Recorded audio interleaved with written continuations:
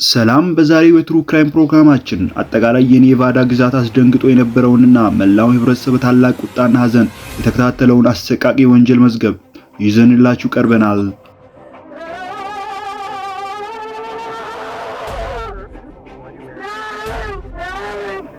አንዲት እናት ባለ 16 ዓመት ታዳጊ ልጇ በመጥፋቷ ምክንያት በታላቅ ጭንቀት ህመም ውስጥ ትገኛለች። ነገር ግን መርማሪዎች የቀረቡላቸውን የጥቆማ መንገዶች ሲከተሉ የዚህ ምስጢር ዋነኛ ተዋናይ የነበረው ሰው መላው ህብረተሰብ እያየው በግልጽ ተሸሽጎ እንደነበር ይረዳሉ። የሚከተለው ዘገባ እስከዛሬ የተለቀቁ ይፋዊ የፖሊስ መዝገቦች መሰረት ያደረገ ሲሆን የተወሰኑት ምስሎች እስከዛሬ ድረስ ለህዝቡ ያልታዩ ነበሩ። ቪዲዮውን እስከ መጨረሻ ተከታተሉ።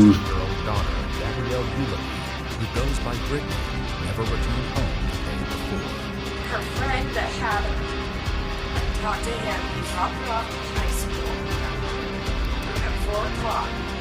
Some guy. And I go, what guy? And he goes, I don't know, she just said my new friend. And now nobody can find her. None of her friends, her phone's not on. በማርች 9 ከሰዓት በኋላ በኔቫዳ የሚገኘው የአልኮክ ካውንቲ ሼሪፍ ቢሮ የተጨነቀች እናት ደውላላት ነበር። እናቷ ባለ 16 ዓመቷ ሴት ልጅ ጋብሪኤላ ኡሊኪ በቅጽል ስሟ ብሪቲን ከትናንት ባስቲያ ጀምሮ ወደ ቤት እንዳልተመለሰች ተናገረች። የፖሊስ የመጀመሪያ ፍተሻ እንደ እናቷ አባባል ብሪቲኒ ደስተኛ ተራ ባለ 16 ዓመት ታዳጊ ነበረች። ከዚህ ቀደም ጨርሶ ጠፍታ አታውቅም። በፖሊስ የተያዘችው ቢሆን ከአረንጓዴ እጽ ጋር አንድ ጊዜ ብቻ ነበር። አሊሻ ለሼሪፍ ቢሮ የደወለችው የብሪቲና አባት ይፋዊ የጠፋ ሰው ሪፖርት አላስገባውም ካላት በኋላ እንደሆነ ተናገረች። የብሪቲና ታዳጊ ወንድም ጄምስ ባለ 16 ዓመቱን ብራይስ ዲኬን ጨምሮ ከጓደኞቹ ጋር በቅርብ ሲነጋገር እንደነበር ተናገረ። አሊሻ ጉዳት ሊያደርሱባት የሚችሉ የብሪቲና ጠላቶች ስም መዘርዘር ጀመረች። ባለፈው ዓመት ጥቃት ሊያደርሱባት የሞከረው ሰው ጨምሮ። ወዲያውኑም ፖሊሶች የብሪቲና የቅርብ ጓደኞች የሆነውን ብራይስ ጨምሮ ቤተሰቦቿ እስከ ሌሊት ድረስ ፍለጋ ጀመሩ። ጥረታቸው ቢደረግም የእሷ ምንም አይነት ምልክት አልተገኘም። በእያንዳንዱ ሰዓት ስጋቱ እየጨመረ መጣ። ብራይስ ብሪቲና ያልታወቀ መኪና ውስጥ ስትገባ ይቻለው በማለቱ መርማሪዎች እሱ አስፈላጊ መረጃ ይኖረዋል ብለው ተስፋ አደረጉ። ምስጢራዊ አረንጓዴ መኪና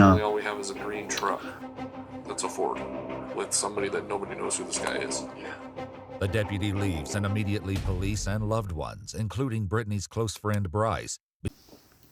እንደ ብራይስ አባባል ብሪቲና ከመጣ በኋላ ስለ ትምህርት ቤት እያወሩ በሆርስ ፓሊስ ሬዲዮ አካባቢ ተዘዋወሩ። በመጨረሻ እሷ እንደ መጨረሻ ውለታ እንድታደርግለት ጠየቀችው አለ። ብራይስ ብሪቲናን አረንጓዴ ፎርድ መኪና ከያዘው ምስጢራዊ ሰው ጋር ለመገናኘት ትምህርት ቤት ካወረዳት በኋላ ደውላላት እንደማታውቅ ተናገረ። ወደ ቤት ተመልሶ በስናፕቻት መልእክት እንደተላላኩና በኋላም በይፋ መጥፋቷ ከተነገረ በኋላ ፍለጋው እንደተቀላቀለ ተናገረ። ንግግሩ ሲቀጥል ብራይስ ግልጽ የሆነ የሰዓት ሰሌዳ እንዲሰጥ ተጠየቀ።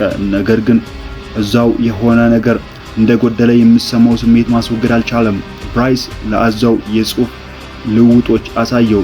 በአንዱ መልእክት ላይ ብሪቲና ሊወስዳት የሚችልበት አድራሻ ሰጥተው ነበር። በሌላኛው ደግሞ እየተራመድኩ ልመጣ ስትል ጠየቀችው። በ12 ሰዓት አካባቢ በብራይስ የተላኩት የመጨረሻዎቹ መልእክቶች ስልኳን ባለማንሳቷ የተሰማውን ስጋት ያሳያሉ። ብሪቲና መልስ አልሰጠችም። እናም ከማያውቁት ወንድ ጋር መሄዷን ሲያውቅ ሁሉም በከፍተኛ ሁኔታ ተጨነቁ። Bryce says he didn't hear from Brittany after dropping her off at the school to meet the mystery man with the green Ford truck. He says he went home and sent her a Snapchat. He later joined the search party after she was officially reported missing. As the conversation continues, Bryce is asked to paint a clearer timeline, but the sergeant can't shake the feeling that something isn't adding up. So you picked her up at 1:30. Where did you guys go? I mean, you said you were with her for how long? Jumped her off at 4:30, so that's three and a half hours. That's all you did for 3.5 hours? That seems really odd.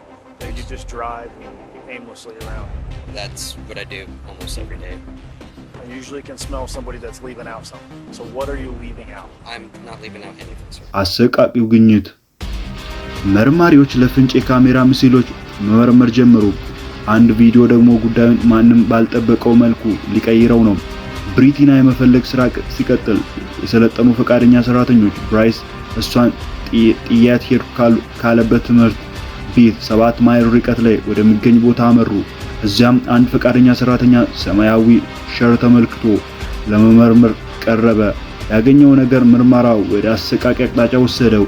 በሸራው ውስጥ የተገኘችው የሞተችው ታዳጊ በከፊል ልብስ የለበሰች ሲሆን አሁንም ጥቁር ረጅም ቦቴ ጫማውን አድርጋለች። በብላዋ ተወግታለች።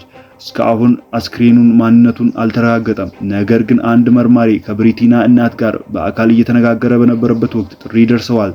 ከ2 ቀን በኋላ ፍለጋው በሐዘን ተጠናቀቀ። በሸራው ውስጥ የተገኘችው ሴት ልጅ ብሪቲና መሆኗ ተረጋገጠ። የፎረንሲክ ምርመራና የብራይስ ጥያቄዎች። የሕክምና መርማሪው በሁለቱ አንገቷ ላይ በደረሰው የብለዋ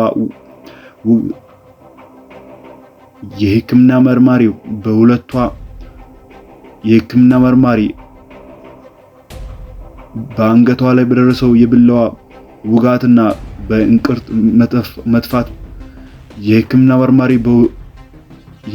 መርማሪ አንገት ላይ በደረሰው የብለዋ ውጋትና በእንቅርት መጥፋት ምክንያት እንደሞተች አረጋገጠ።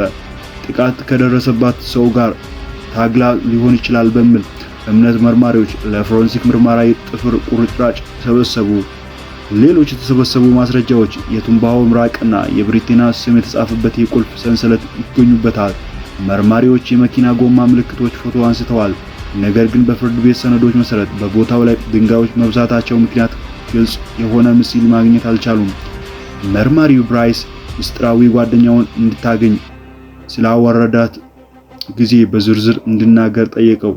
መርማሪው ብራይስ ምስጢራዊ ጓደኛዋን እንድታገኝ ያወረዳትን ጊዜ በዝርዝር እንዲናገር ጠየቀው። ብራይስ የተጠረጣሪውን መግለጫ በዝርዝር መስጠት ባለመቻሉ መርማሪዎች የብሪቲናን የመጨረሻ እንቅስቃሴ ለማወቅ ወደ ዲጂታል ማስረጃዎች ለመዞር ወሰኑ። ብራይስ የብሪቲናን ስናፕቻት አካውንት ሰጥቶ ስልኩን አስረከበ። ብራይስ የዲኤንኤ ናሙና ለመስጠት ተስማማ። ነገር ግን ቃለ መጠየቁ ከመጠናቀቁ በፊት አንድ የመጨረሻ ጥያቄ ጠየቀ። የተደበቁ ማስረጃዎች ውሸት ሲጋለጡ መርማሪዎች ጉዳዩ ማጠናከራቸውን ቀጠሉ። ነገር ግን የብሪቲና ስልክ ጨምሮ ዋና ማስረጃዎች አልተገኘም። በማግስቱ ብሪቲና የተገኘችበትን ቦታ ተመለሱ። በዚያ ጊዜ የተሰበረ ስልኳና ቁጥቋጦ ውስጥ የተጣለ ጥቅም ላይ የዋለ ኮንዶም አገኙ። ከኮንዶሙ ውስጥ የዲኤንኤ ናሙና ተወሰደ። ነገር ግን ተዛማጅ እስኪያገኙ ድረስ ስለ አረንጓዴ መኪና መረጃ ለማግኘት በብራይስ ላይ መደገፋቸውን ቀጠሉ። ብራይስ ያላወቀ ነገር ቢኖር መርማሪዎች ስለ መኪናው በተናገረው ታሪክ ላይ ያልተጣጣመ ነገሮች ማግኘታቸው ነው። ለጊዜው ጥርጣሬያቸውን ምስጢር አደረጉ። ጓደኛው እንዲያለቅስ ፈቀዱለት። የካሜራ ምስሎች ብራይስ ብሪቲናን በአንጀላ ፓርክ ሲወስዳት ያሳያሉ። የመኪና ማቆሚያ ቦታው ለቆ ሲወጣ ወደ ሁለተኛ ትምህርት ቤት የሚወስደውን ታጣፊ ጨርሶ አልተጠቀመም። ቪዲዮ አስፈሪው እውነት ገለጠ። አረንጓዴ ፎርድ መኪና ጨርሶ እውነተኛ አልነበረም። ብሪቲንን ከምስጢራዊ ሰው ጋር ጥያታለው ያለው ታሪኩም እንዲሁ ውሸት ነበር። መርማሪ በማስረጃ አጋጠመው። የሚገርመው እውነት እንዳልተናገረ አመነ። ነገር ግን ለጥሩ ምክንያት እንደሆነ ተናገረ። የዲኤንኤ ውጤት መጋለጡ። ብራይስ መዋሸቱ ቢያምንም መርማሪዎች ከካሜራ ምስል ያለፈ በርካታ ማስረጃዎች በእጃቸው ነበሩ። በፍርድ ቤት ሰነዶች መሰረት የብራይስ ዲኤንኤ ከብሪቲና ስክሪን አጠገብ ከተገኘ የቱንባሆ ምራቅ ጋር ተመሳሰለ። በተጨማሪ ከአንገቷ ከጥፍሮቿና ከቁጥቋጦ ውስጥ ከተገኘው ኮንዶም ውስጥ ከተወሰደው ዲኤንኤ ጋር አንድ አይነት ሆነ። በፖሊስ መዝገብ መሰረት በስናፕቻት መረጃዎች መሰረት በ322 ላይ እንደተገናኙ እና ወደ ቦታው እንደሄደ አረጋግጠዋል። ብራይስ በ525 ላይ አካባቢ ለቆ ወደ ቤት ተመልሷል። ከሰዓት በኋላ ብራይስ 4 የመጨረሻ መልእክቶች ሊኮላታል።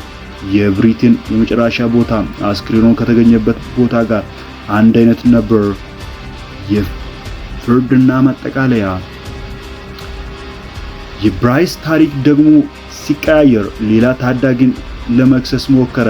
ነገር ግን መርማሪዎች በውሸቱ ሰልችተዋቸዋል ነበር። በፍርድ ቤት ሰነዶች መሰረት ባለ 18 ዓመቱ ብራይስ ኤድዋርድ ዳክ በመጀመሪያ ደረጃ ነፍስ ግድያና አሰቃቂ ጾታዊ ጥቃት ወንጀል ተከሰሰ። በዳኞች ችሎት በተደረገው ምርመራ በሁሉም ክሶች ጥፋተኛ ሆኖ ተገኘ። ኦገስት 10 2022 እሱ ከ46 ዓመት በኋላ በዋስ የመፈታት መብት ያለው የዕድሜ ልክ እስራት ተፈረደበት። የብሪቲን እናት በፍርድ ቤት በሰጠችው አስተያየት ዓለም ለልጄ ለብሪቲና የምስጋና ዕዳ አለባት፣ ምክንያቱም የእሱ አሰቃቂ ሞት አንተ ብራይስ ኤድዋርድ ዴክ ሌላ ሰውን እንዳትጎዳ ስለሚያደርግ ነው ብላለች። በ2024 የኔቫዳ ጠቅላይ ፍርድ ቤት የብራይስን ይግባኝ ጥያቄ ውድቅ አደረገ። For now, they keep their suspicions quiet and allow him to mourn his murdered friend. When was the candlelight vigil? 2 days ago. 2 days ago.